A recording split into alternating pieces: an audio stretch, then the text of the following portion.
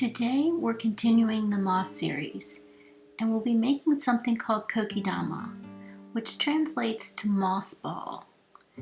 It's an ancient Japanese tradition. I've been studying this art form, and I've come up with some really good tips for success so you can make your own perfect Kokedama. Let's get started. So the star of the show here is the moss, and I have a foraging video how I acquired this moss in my local forest. But what you're going to need is sheet moss, so something that is in a large sheet like this. But I will be showing you how I use these pieces also to make one, and obtained similar results but not as favorable. You also need 100% white wool. You can get this at the drugstore in the castor oil section. I used boiling water and soaked it overnight. And then in the morning I rinsed out most of the water, but I left it damp.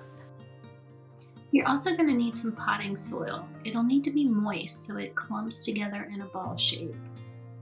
Another important key element is thread, and you'll want a heavy-duty, thick black thread. The first Kokedama I wanted to do is a bonsai called the money tree. So we want to start with our wool fabric, and we need to figure out how big of a piece we need to encompass our plant ball. So what I did was just lay the plant on top and get an idea of how big of a square or a rectangle I needed. It turned out that I just cut this big piece into 4 different squares or rectangles.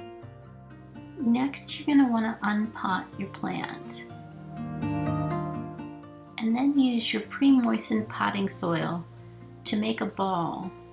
And we're going to put the plant in the middle of the ball. This will take us some patience and it won't stick completely, but do your best and just get it into a ball shape so that you can transfer it onto your wool piece of fabric. So now we're ready for the wool. You want to lay it out and put your plant ball in the middle, dead center, as well as you can. And then I start from each corner and I wrap the wool fabric up around the neck of the plant, being very gentle not to hurt the plant in any way.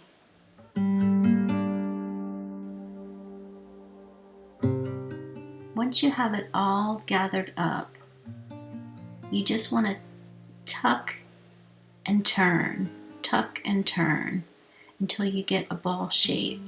This is a good time to reshape your ball to get it exactly the way you want it. Now you're going to need your thread. I put it in a bowl so that it wouldn't roll off the table. You want to take the thread and wrap it from the bottom to the top of the neck of the plant and turn as you go. So you're wrapping in a circular motion. Once you've done that, you want to cut off the excess around the top of the plant, fold it over, and repeat with the thread going around and tucking until you get something like this. Now we want to use our sheet moss. I lay it out and I get a feel for how much I will need to wrap around my ball. And then I use scissors to cut that piece off. Now we're going to need our thread again. I'm using a heavier duty thread this time and it worked much better. I highly recommend you use a really heavy duty thread rather than the thinner thread I had earlier. So once you wrap it around, you might find that there's excess, and so you want to cut that off. You don't want too much bulk. If there's a little sticking above, don't worry about that. We'll trim that later. So with one hand you need to grab the moss and use your thumb to secure the thread at the bottom and then wrap from the bottom to the top and turn your plant as you go.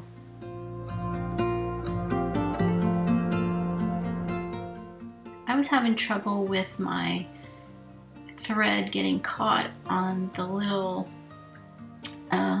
indents that were on the spool. This is a very old thread spool, so I put some tape on it, which seemed to help. So if you have that problem with your thread, I highly recommend using a little bit of tape to secure that. So anyways, this is where you need patience. Take your time. You want to tuck and rotate, tuck and rotate, and you'll want to do this several times around your plant so that you get a very secure bundle of moss around your plant ball. Once you think you've got a really secure bundle, you want to take some scissors and clip the thread and secure it to the body of the ball so that it doesn't unravel. Then you're going to want to take your scissors and trim off any on the top of the ball that is excess or that you don't want. And that's it. I use this time to gently reshape the ball if it needs it and look for any little moss bits that are sticking out or missing. And there you have it, your very first Kokedama.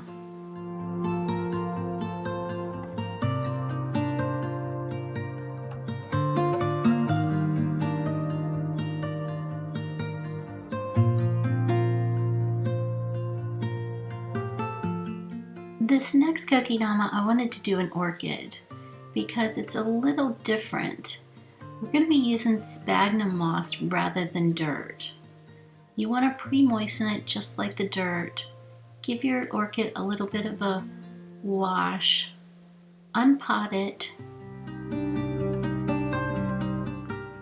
Create a ball with your sphagnum moss, getting all the moisture out, or most of it. And then we want to place the orchid in the middle.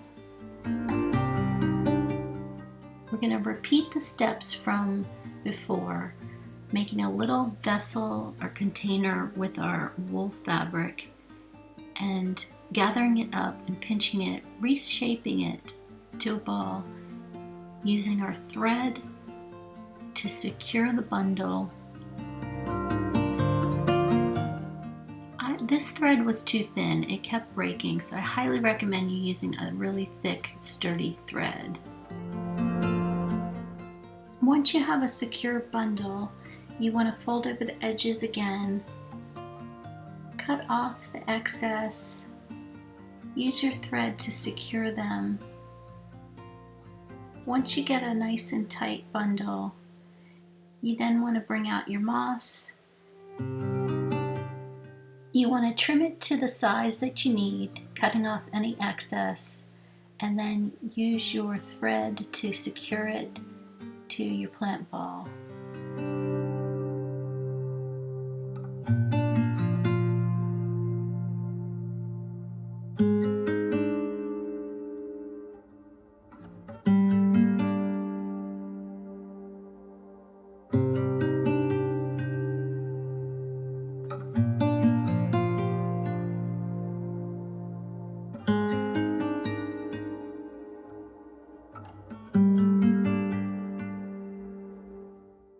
The next Kokedama we're going to do is a ponytail palm. And I got two for the price of one with this one. It was a bonsai plant and it came with two. And I thought this would lend itself really well because the base of this plant is a ball itself. And I wanted to make sure that I let those balls stick out of the moss ball itself so you could see the form of the plant. So I'm just repeating all the steps from before and make sure that you, at this stage with the wool, that you reshape your balls to your liking. This time we're going to use pieces of moss rather than sheets of moss. And so I've got a bunch here. First I cut a little bit of the risers off of the bottom of the moss so that it's a bit thinner to work with and not so bulky. This will make it easier to wrap around your form. So you can see here I have about 2 or 3 pieces that I'm placing together, and you just have to gather them up and hold them on there and wrap and hold as you go. Again, you want to take off any excess that you don't need so that it's not too bulky. And so this will take a little patience if you have this type of moss, but again, you just wrap and tuck and wrap and tuck, and before you know it, you have a moss ball.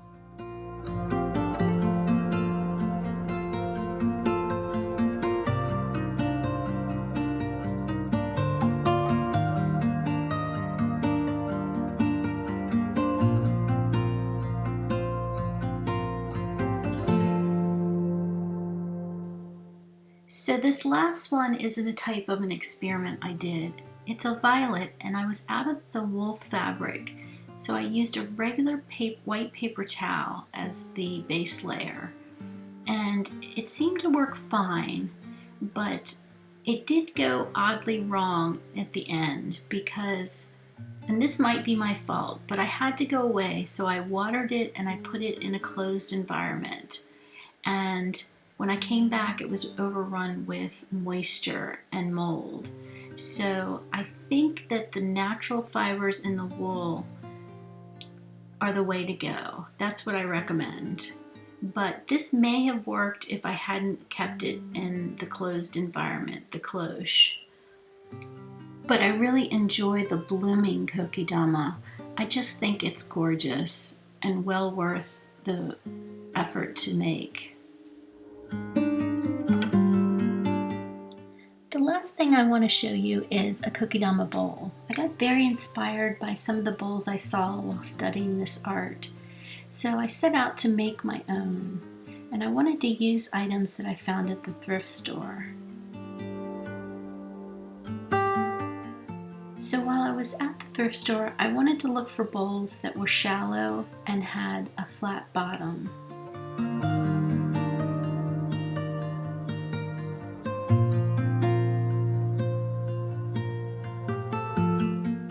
Then at Michael's I found these little wooden beads that I thought would work great as legs. I then sanded everything so I could stain it to match the bowl. I used some wood glue to adhere them to the bottom and let them sit overnight. I used varying shades of browns and just acrylic paint. I would paint a really thin watery layer on, and then I would take a paper towel and just get the excess off. And I did this over and over until I got to a color that I really liked.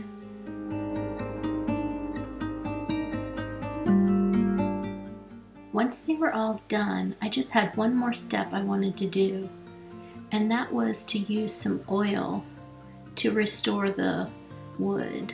I use hemp oil, and I just put it on a clean paper towel, and I take the bowl and I just wipe it down with the paper towel. And there you have it.